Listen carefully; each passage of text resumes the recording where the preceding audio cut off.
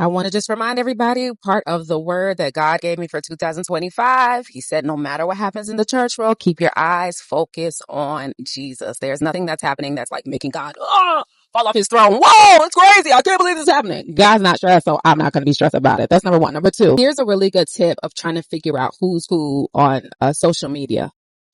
Gifting is great. Gifting a company with good character is even better. As you're trying to figure out, are people false prophets? You're like, something is it because I'm sensing something is off with them, or I'm just not into, maybe their particular ministry? I'll give you something the Lord gave me to help me better discern. If you have a discerning ear, first of all, that's where we have to start there. If you have a discerning ear, or you are trying to build up and work out that gift, when you listen to a person talk, can you hear their wilderness season speaking? Every legitimate man or woman of God doesn't just put them on the forefront like that.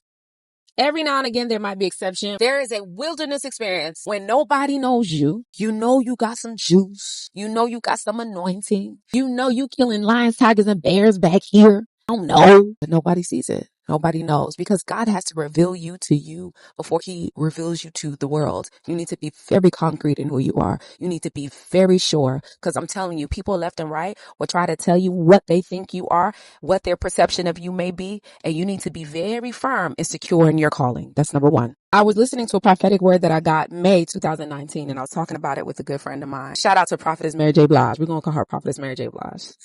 Yeah, I'm so unserious about life. I need to be better.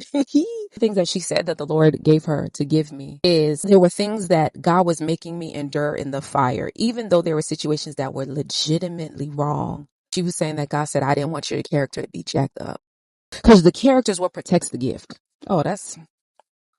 It protects the gifts, and it helps you have longevity. Because all of us have something we're going to keep working on until Jesus returns. That's just the truth. But I think when people's character comes into question, that's not something that started today. It could be seeds that were planted along the way, but it's usually unchecked things from the very beginning. Sometimes we don't get to see each other's wilderness season. Sometimes we think, this person just popped up. Because, there's a lot of preachers who'll be like, because of social media, everybody can have a platform. And, that could be very dangerous. This is true, but let's also take into consideration, sometimes people have been posting for years. I've been on social media since 2013. It just started catching fire 2023. It's 10 years.